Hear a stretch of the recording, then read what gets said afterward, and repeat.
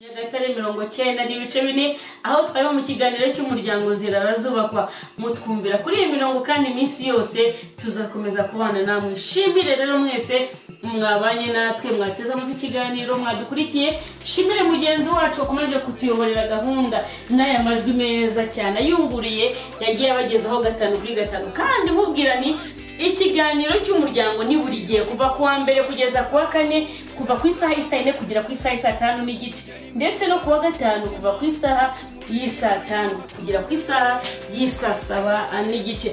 Mu kiganiro uko bisanzwe twubakiramo umuryango turamo byinshi bitandukanye kandi byagukura ahantu bikakugeza handi janje. Umuryango tuvuga ni hahandi umwana wacu aturuka, ni hahandi wowe uturuka, ni hahandi ugenda ukazenguruka imahanga no hanze y'igihugu hose ariko ukagaruka muri wa muryango.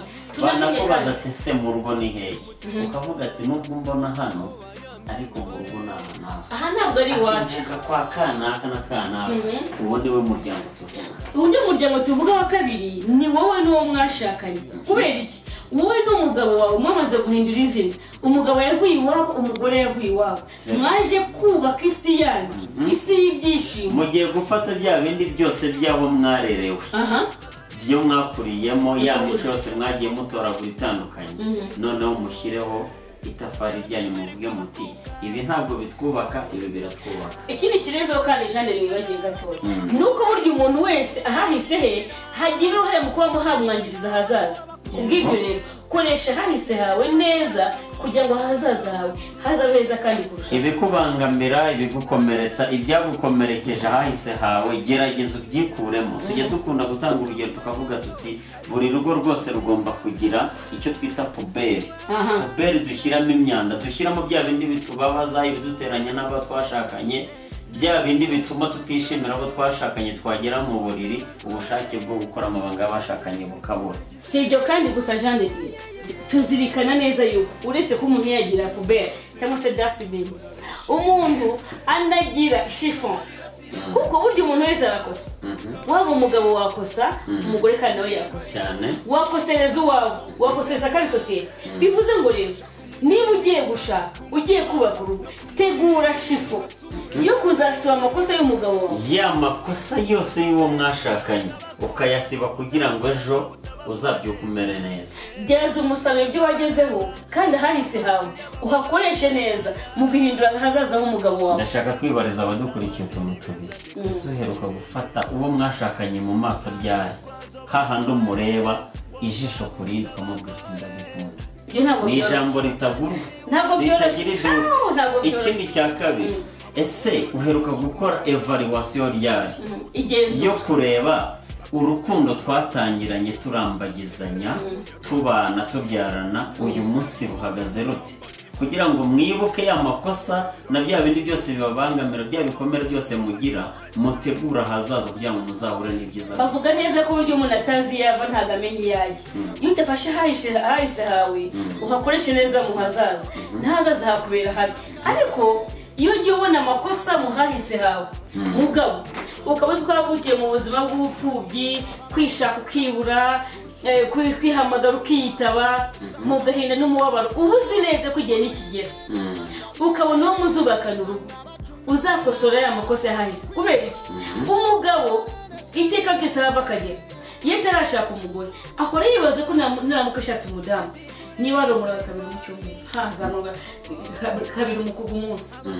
Kuki? Hari ibyo atabonaga umunsi ajya kuba byegereje hafi cyane. Yigeze kumva story ngo ni Brad, ni umu executive w'akarere nashatse kuvuga ka Nyaruguru, ati umunsi navuze ko ndamutse mbaye executive ni kera ni ba burugumestre, ati niba burugumestre nzajya njye mu isoko ry'abaturage imigeboka ni nirevoka ni mwana ubushera ubundi bitahi ni imyumvire ya kera. Uyu munsi imyumvire dufitiye umunsi nuko umuntu wese ajya gushaka kubaka sosiyete y'abandi abanje kwiyubaka. Nzi neza ko nta muyobozi utize utazi sosiyete agiye kuba yakubaka cyane ujya kuyobora abaturage. Hari ukuba yarize yaranayikuriyemo, ufite amakuru cyane. Kubwo igikomeza mushimire rero ko tunarara ku musozo w'ikiganiro. Wakoze cyane kubana natwe ibirenzeho rero uzakomeza utubwire. Njye nitwa Fanny Umutoni Uwase nabanye na mugenzi wanjye Jean de Dieu Mbarushimana. Shimire gahunda yose yabayeho waduteze amatwi utasinziriye wakoze cyane kandi shimire gahunda ya Radio Flash FM ndetse na Radio Flash TV abatekinisiye ba Radio Flash FM Nyagatare 94.4 iteka ryose barazi ishinga no kubagezaho ibyiza. Kubw'ibyo rero aho wabuherereye hose hari business ukora ubona ko itagenda neza abakiriya ubona ntabonguka impamvu ni nuko turagenda kuri Flash FM Nyagatare rwose gira hano hejuru ino etage nziza kiri mu mujyi wa Nyagatare hejuru ubona icyapa cya Radio Flash injiro utikandagira ubundi tukwamamariza ibikorwa byawe nuri kantarangi azaza kugati Radio Flash FM bivuze neza kantarangi atagira ngo wumva ngo Radio Flash igabukira Nyagatare gusa oya isi yose no hanze y'u Rwanda the best of the music cyane aho wagera hose rero uzahadusanga ndagushimije Jean de Dieu Mbarushimana. Asante. Nitwa Fanny Umutoni Uwase mukomeze mugubwe neza none ibirudari byacu twabateguriye kandi njyeweho nakagaruka na Jean de Dieu kwa mbere cyane sayine z'ijoro kurashobora kugira cyane kizigenda ati ni cyamamare muri ntara y'Iburasirazuba wahasesekaye ndakubona urasa neza byatari kubera iki usa neza banza mbwira iki kibazo kubera iki usa neza no kubera Imana ariko leta nayo irashyiramo Imana abantu bagashyiramo Imana ikora ahantu hose ndabyumva kabisa.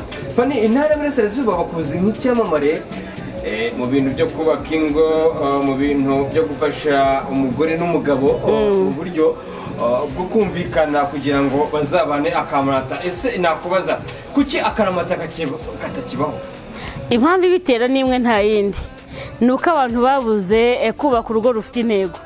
Iyo ubatse urugo rufite intego ubuze neza ko nibizaza byose uzahangana nabyo, ariko uyu munsi umuntu ari kujya gushaka kubaka urugo agiye kubaka kubera impamvu ni amafaranga ni ubuzima bwiza agiye gushaka, ariko kandi ntagiye kubaka urugo rwiza yagizemo uruhare, ahubwo agiye kubaka urugo rwiza yaharaniye muri we ariko ntacyo yashoye. Ntabwo byoroshye.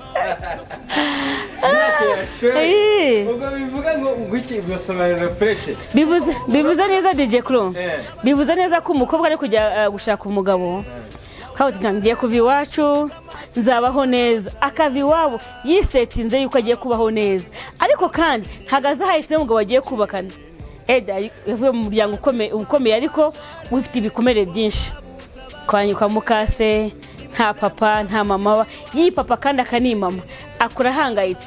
Umukobwa uvuye mu gikoma cyavuga ati no daddy yampaga juice akamumureti uri mu mugati uyu mutipi aza amasoseji isize muri bureba kandi ntago bibaho.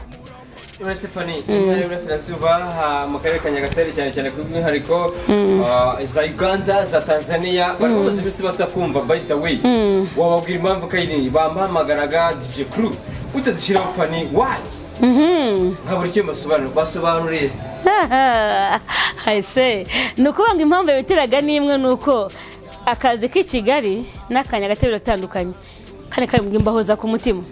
Bivuze ngo rero ubundi umunsi wose ugira gahunda y'umunsi, amezi yose ashize ukwa mbere ukwa kabiri Imana yari bizi neza yuko ukwa kabiri ni kurangira nzaba ndi hano. Bivuze ngo rero ntabwo Imana igipfa kwibeshya. Icy'ingenzi Tanzania, Burundi, Uganda, Kenya ndabakunda cyane. Uretse Fanny ikibazo abantu benshi bibaza cyane abadamu ni benshi cyane abagore ni benshi cyane mu Kinyarwanda abafasha b'abagabo ni benshi cyane kuki wahisemo kuba wafasha abagore cyangwa se ingo kuba zakubaka burundu akaramata kubera iki icyo kintu wayihisemo? Uzi impamvu se DJ Kro? Impamvu nta yindi nuko burya twebwe njyewe Fanny nawe DJ Kro nawe udukurikiye muvuka mu muryango kwa daddy kwa mami kwa papa kwa mama mwavukiye mu muryango kandi mukurira mu muryango kandi urese akora afite intego yagomba kuzagera. Aho ugeze uyu munsi nuko wavukiye mu muryango, aho ugeze uyu munsi nubwo wapfushije byo uri umwana mutoya urirera urasitaragoringa ariko still now uriho kubera ko wagize umuryango. Papa na mama badakora sex ngo bakubyare ntago uri uyu munsi. Bivuze neza yuko umuryango niyo shingiro rya byose. abantu benshi bampamagaraga ati ngiye kubona n'umufani ari Nyagatare cyangwa ari Gikaba ndahabaye iminsi 7 kuri 7 babwire guhera kwa kangahe kuva kuwa mbere kugeza kuwa gatanu kuwa mbere kugeza kuwa kane ni saa 4 z'ijoro paka saa 5 n'igice z'ijoro ariko kuwa gatanu na masaha abiri none Stephanie ngiye kibazo ni ibaza abanyamakuru benshi bakunda gutsinda ku maradiyo ariko kenshi bakahava kawugera ku yandi maradiyo ariko kuki utari wava kuri Radio Flash FM n'ukubera iki impamvu nuko nagize umukoresha mwiza ubundi umuntu ava mu kazi bitewe n'impamvu wenda bampemba amafaranga make cyangwa se impamvu nuko bamfata nabi no Radio Flash FM niyo nazamuriho kariyeri yanjye y'akazi kugeza uyu munsi nubatse imiryango ibihumbi 74,500 mu mwisi habe mu Rwanda, Burundi, Kongo, Uganda ndetse na Tanzania. Twamaze gukora igenzura imiryango yose nagiye kunyubakira hehe kuri Flash FM. Bivuze ngo rero nyuma yuko umuyobozi wanjye Kamanzi Louis angirira icyizere kandi yubahwe cyane akampa akazi kuri Radio Flash FM, nanjye rero nafashe umwanzuro nzubaka umuryango kugeza ubuzima bwanjye bwose burangiye. Hahandi nzajya DJ Crew hahandi nge nta handi nge najya. Uravuga ati Kamanzi Louis ni umuntu mwiza nanjye ndamukunda bayiza ukunda umuryango atunze umuryango mwiza. No aha agaciro umuryango nyarwanda. Yeah. Exactly. Ubu nakibaza abantu benshi bakunda kumbaza Stephanie azajya ku yindi radio cyangwa azakuma kuri Radio Flash FM. Nzava kuri Radio Flash FM na Flash TV njya kurera abana mu rugo. Hahandi nzajya. None Fanny. Yes. Aba mama benshi baribaza hano mu ntara y'Uburasirazuba mu karere ka Nyagatare ati uramuma ari ibintu byinshi yanyigishije n'abagabo by the way nk'abasekirite cyane barambwira ati uriya mu mama yanyigishije gukora urugo 100% kuva utakimushyiraho ntago nzongera gushyira kuri Radio Flash. Yego. Ariko nagira nkubwire none uri kureba kino kiganiro cyangwa se uri kumva Radio Flash FM nakubwira ngo Fanny none aha kabisa ntuzongera kumura by the way. Exactly. Yakubakaga cyangwa se yagukoraga biri kimwe cyose kubyerekeranye n'urugo. Fanny abantu bari bamaze iminsi batakumva none wababwira ko bimeze bitungubo ku kibazo. I'm back please, I'm back. Ndahari kubera yuko naje gusanga Iburasirazuba hari ibibazo byinshi mu miryango, ibibazo by'ingo bamwe barasiga abadamu bakajya kubaharika ngo nta bushake kigira mu buriri, abagabo baradohotse, abadamu batezutse ku ntego ngo nta mavangingo bagira ngo ntibirekura. Nanjye rero nyuma yo kumenya amakuru nk'ayo ngayo y'incamugongo ntabwo naryama negative, ahubwo nahagurutse n'imizi n'imiganda kuza gufatanya namwe. Ntambaraga rero ngaragusuze cyane. Ntambara n'umuhungu wanjye agubwe neza. Isa kwigira nawe ngaragusuze cyane. Isa kwigira ukomeze ugubwe neza, ntambara ukomeze ugubwe neza. Akaze gucaho zigenda i Kigali ndabizi ko ugiye mu kanya gato cyane ugiye gusubira Kigali ujya mu kazi ntabwo uri burya. Usubundi ukora akazi gute utarya amafaranga mbwira no kuvuga ngo umuntu afite intego yo kubaka ubuzima bw'abandi bantu. Utanga ubuzima bwawe nk'igitambo, umubiri wo gutanga igitambo. Bivuze ngo muri makeya ntabwo nzaryama. Umuryango nyarwanda nta cyerekezo. Mu bintu bigaragara cyangwa se mu magambo makeya gira icyo usezeranya abantu bagukunda cyane cyane b'intara y'Iburasirazuba mu karere ka Nyagatare, za Uganda, Tanzania. Ese uzajya ubana nabo igihe kingana gute? Ese ugiye kubana nabo cyangwa bagiye kukubura Fanny? Kumbura nta birimo DJ Crew ntabwo byashoboka. Ndahari kuba kuwa mbere saa 4 z'ijoro hakuraho urushinge 90.4 kuri Radio Flash FM. Aho waba uri hose mu Burasirazuba ndahari kuva saa 4 z'ijoro paka saa 5 n'igice. Kuwa gatanu kuva saa 5 kugera ku isaha y'isa 8 ndahari hano kuri Flash FM. Bivuze ngo rero kuwa gatanu nukujya deep hahandi yera aho bibera aho n'ibice 95 n'ibice 7 Radio Flash FM uradukurikirana ku mirongo yose itandukanye. Lefani babwire abantu b'i Kigali murabona nasanga mu kanya gato mu masaha make cyane ari imbere nka5 ndabandikiye dimanche ku cyumweru mandi kuri Radio Flash FM nigisha ibiye n'ubuzima bw'imyororokere. Bivuze ngo rero ntacyo muzamburana, ntacyo muzanshinja kubera iki nakunda ko DJ Chrome. Ubundi kuwa mbere kugeza kuwa kane nubakabubatse abadadi abamami abantu bahundi komere mu muryango ababyareye mu rugo ndetse n'abandi bose. Kuwa gatanu njya deep mu muryango mu buriri handi bibera. Samedi ndategura. Ku cyumweru nkora ikiganiro cy'ubuzima bw'imyororokere kuri Radio Flash FM saa 7 kugera ku isaha y'isa 8. Bivuze ngo rero ubuzima bw'umuryango bw'urubyiruko bw'isi bw'abanyarwanda mu biganza by'Uwiteka. Ariko kandi nanjye Imana yampaye ububasha n'ubushobozi bwo kubana namwe. Bivuze neza ngo ndahari ku cyumweru. Uyu muhungu ufite ijwi abantu bakunda cyane muba muri kumwe bamwita nguki? Yitwa Jean de Dieu Mbarushimana. Jean de Dieu Mbarushimana. Akarusho cyangwa se akantu k'amatsiko wabwira abafana mukunda ni nkangahe batari bazi? Nta kandi uko akunda ikiganiro cy'umuryango akabakorana nanjye mu kiganiro cy'umuryango cyo kubaka umuryango kandi turuzuzanya. Fane reka ngushimire cyane. Ese ijambo rya nyuma wabwira umugabo we niri? Ndamukunda cyane. Ndamukunda. Aherere. Umuhungu wawe w'imfura wamubwira iki Fane? Uzi neza ko ari umuhungu DJ Chrome.